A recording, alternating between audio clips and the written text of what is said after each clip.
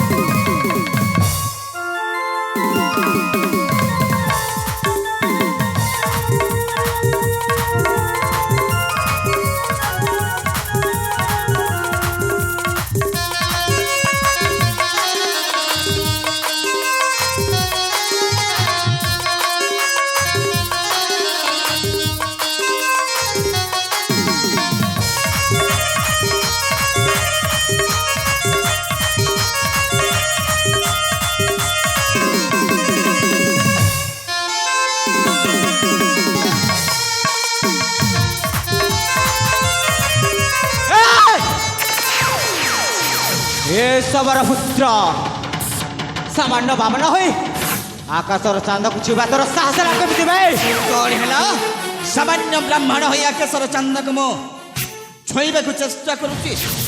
हाँ हेले तू केबे आउ मो स्त्री को काहे हाथ दे छौछु आज मो दादा छाड़बे रे दुष्ट बाबा। ତମେ କ'ଣ ଭାବୁଛ? ତମ ମନରେ ଯାହା ତମେ ଭାବୁଛ ତାହା ସେଇଟା ସତ ନୁହେଁ। वाह प्रतिमा वाह तू एते बड़ खेल खेल बोले बोले मो सहित मु केबे भाबी नथिली। हे तू एते बड़ 7 जन्मर राण खाई आज तू मो मते कुठे छाड़ी तू कोठी चली आसिलो। ନାଇଁ ଧର, ତମେ ମିଛ କହୁଛ। ମୁଁ ସେମିତି କରୁନି। ତମ ଭାବିବାଟା ହେଉଛି ଭୁଲ। ना ସେ ଭାଇଟା ଯଦି ନଥାନ୍ତା ତାହେଲେ ଯେ ମୋର ଅବସ୍ଥା କ'ଣ ହେଇଥାନ୍ତା ମୁଁ ନିଜେ ବି ବୁଝିପାରୁନି। ତମେ ଯେତେବେଳେ ସେଇ ନଈକୂଳକୁ ଜଳ ଆଣିବା ପାଇଁ ଯାଇଥିଲ ସେତେବେଳେ ଜଣେ ରାକ୍ଷସ ଆସି ମୋତେ ବଳାତ୍କାର କରିବା ପାଇଁ ଚେଷ୍ଟା କରୁଥିଲା। ମୋ ଭାଇଟା ଆସିଲା ମୋତେ ରକ୍ଷା କଲା ବୋଲି ମୋ ଜୀବନ ବଞ୍ଚେଇଥିଲା। ତମେ ତାଙ୍କୁ ସେମିତି କିଛି ବି ଭାବନି ଧନ।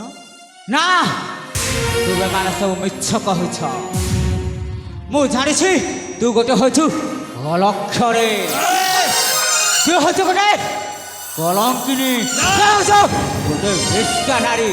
ଏ ବାବୁ, तोते से वृक्षमूल विश्राम कर कही किंतु तू आज मत एमती प्रेम कर छलना करी ए पुरुष सहित देखा सहित चली आसिलु। ଏ ବାବୁ, ସେ ବିଶ୍ୱାସ କରନ୍ତୁ ସିଏ ମୋ ଭାଇ। କିଛି ନେଇ ଭାବକୁ ଏମିତି କିଛି ନେଇ ଭାବ ତୁ ବିଶ୍ୱାସ କର ସେ ଯାହା କହୁଛେ ସହଜ କହୁଛେ ରେ ବାବୁ। ना मु केमिति विश्वास करकी तुम माने सत कहछ बोली कारण तू हूँ गोटे अविश्वासी मनीष। जो मनीषर मन भर अविश्वास प्रतीक चिन्ह है मनीष को केवल ये बंचा मना। ए आ तू मो सहित अच्छी कथबार्ता करना आज मु ते जीवन मारदेबे दुष्ट मत जीवन मारदेबू। ନାଇଁ ନାଇଁ, ସେ ହେଉଛି ମୋ ଭାଇ। ତମେ ଦୟାକରି ତାଙ୍କୁ ମାରିବା କଥା କହନ୍ତୁନି ଧନ। ମୋ କଥାକୁ ଥରୁଟିଏ ବିଶ୍ୱାସ କରନ୍ତୁ। ना ए शैतान गोटा स्त्री देहरे कहीं निजर वीरत्व प्रदर्शन करुचु। जदि तो देहरे शक्ति अच्छी तो ओ सहित युद्ध करके देख। ठीक अच्छे रे दुष्ट ताले उठा अस्त्र।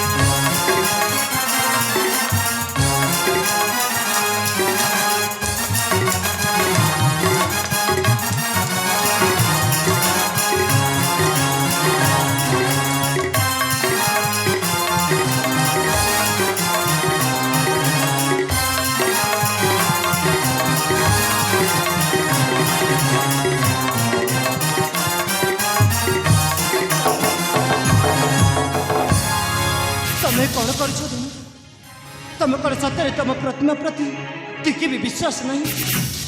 ନା ଯଦି ତୁ ସତ କହୁଛୁ ତାହେଲେ ତୁ ମୋ ମୁଣ୍ଡ ଛୁକି ରାଣ ଦେ।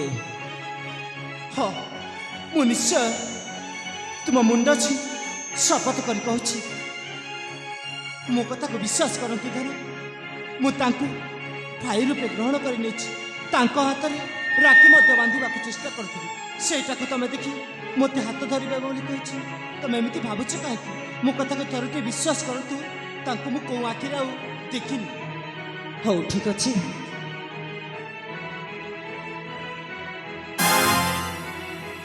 ସତ କହିବାକୁ ଗଲେ ତମ ମନ ଭିତରେ ଯେମିତି ବିଶ୍ୱାସ କରି ଯାଉଛ, ପ୍ରକୃତ କଥାଟା ସେଇଆ ନୁହଁ। ତାହେଲେ ତମେ କ'ଣ କହିବାକୁ କେବଳ ଚାହୁଁଛ? ଆମ ଦୁଇ ଜଣଙ୍କ ସମ୍ପର୍କ ହଉଛି ସେଇ ପବିତ୍ର ଭାଇ ଆଉ ଭଉଣୀର ସମ୍ପର୍କ। କେବଳ ମୁଁ ତମ ଦୁଇ ଜଣଙ୍କୁ ଦେଖୁଥିଲି। ତମ ଦୁଇ ଜଣଙ୍କ ଭିତରେ ଯୋଉ ସ୍ନେହ ମମତା, ଯୋଉ ପ୍ରେମର ବନ୍ଧନ ଅଛି, ଅତୁଟ ଅତୁଟ ତମରି ସମ୍ପର୍କ। ବା ସତରେ କେଜାଣେ କାହିଁକି ତମ ସହିତ ଯୁଦ୍ଧ କଲା ପରେ ମନେ ପଡ଼ିଯାଏ সেই ପିଲାଟି ଦିନର କଥା। କୋଉ କଥା? କ'ଣ କହିବି କ'ଣ କହିବି ଭାଇ? এই জীবনের মোর भी জଣେ ଭାଇ ଥିଲେ, ହେଲେ ଆଜି ମୋ ଭାଇ ସତରେ ତମେ କ'ଣ ତମ ପରିଚୟ ଦେଇପାରିବ? ମୋ ପରିଚୟ? ହଁ ଠିକ୍ ଅଛି, ତାହେଲେ ଶୁଣ ମୋ ପରିଚୟ। ମୁଁ ହେଉଛି କର୍ଣ୍ଣାଟକ ରାଜ୍ୟର ରାଜକୁମାର ଆଭାସ। ପିତା ମୋର ଭାନୁ ପ୍ରତାପ, ମାତା ମୋର ଜ୍ୟୋତି ପ୍ରଭା। ଆଉ ମୁଁ ଗୋଟିଏ ଭାଇ ଥିଲା, ତାହାକୁ ମୁଁ 10-15 ବର୍ଷ ହେଇଗଲା ମୁଁ ଦେଖି ନାହିଁ। ଆଉ ମୋ ଭାଇଙ୍କ ନାମ ହେଉଛି ପ୍ରଭାସ।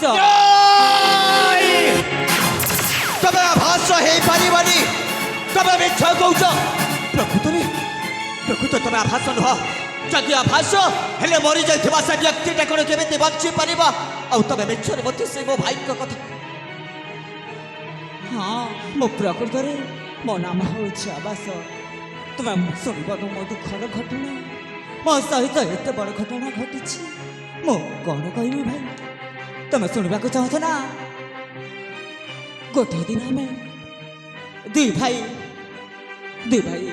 ପିତା ମାତାକୁ ଆଜ୍ଞା ମାଗି ଖେଳିବାକୁ ଆସିଥିଲୁ। ଆମେ ସେଇ ଫୁଲ ଉଦ୍ୟାନରେ ଆମ ରାଜ୍ୟର ମହାମନ୍ତ୍ରୀ ସେ ଦୁଷ୍ଟ ମହାମନ୍ତ୍ରୀ ଏମିତି କୂଟ ମନ୍ତ୍ରଣା କରି ମୋତେ ଜୀବନରୁ ମାରିଦେଲା। ଆଉ ତାପରେ ମୁଁ ଆଉ କିଛି ଜାଣିନି। ତାପରେ ମୋ ସହିତ ଦେଖା ହେଇଗଲା ଏ ମୋ ପ୍ରିୟା ପ୍ରତିମା ଯୋଗୁରୁ ଆଜି ମୋ ଜୀବନଟା ବଞ୍ଚି ଯାଇଛି। ହଁ ତାଙ୍କ ଶବଟି ପଡ଼ି ରହିଥିଲା ସେଇ ନଈକୂଳର ଶ୍ମଶାନ ଘାଟରେ।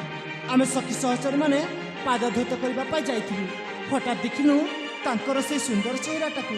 ମୁଁ ସହଚରୀମାନେ କହିଲେ ତାଙ୍କୁ ତୁ ଭଲ ପାଉଛୁ ବୋଲି ତାଙ୍କୁ ସେଇ ବରଣମାଳାଟା ଦେଇଦେ ବୋଲି କହିଲେ। ମୁଁ ଜାଣିନଥିଲି ଯେ ସେ ଜଣେ ମଲା ମଣିଷଟାଏ ବୋଲି। ଆଉ ତାପରେ ତାଙ୍କ ଗଳାରେ ମୁଁ ବରଣମାଳାଟା ଦେଇଦେଲି। ସେଇ ମା ମଙ୍ଗଳାଙ୍କ କବଳରୁ ମୁଁ ଆଜି ତାଙ୍କ ଜୀବନ ଫେରି ପାଇଲି। ଏଇଟା ହେଉଛି ସତ୍ୟ ଘଟଣା। ହେଲେ ଭାଇ ତୁମେ ମୋ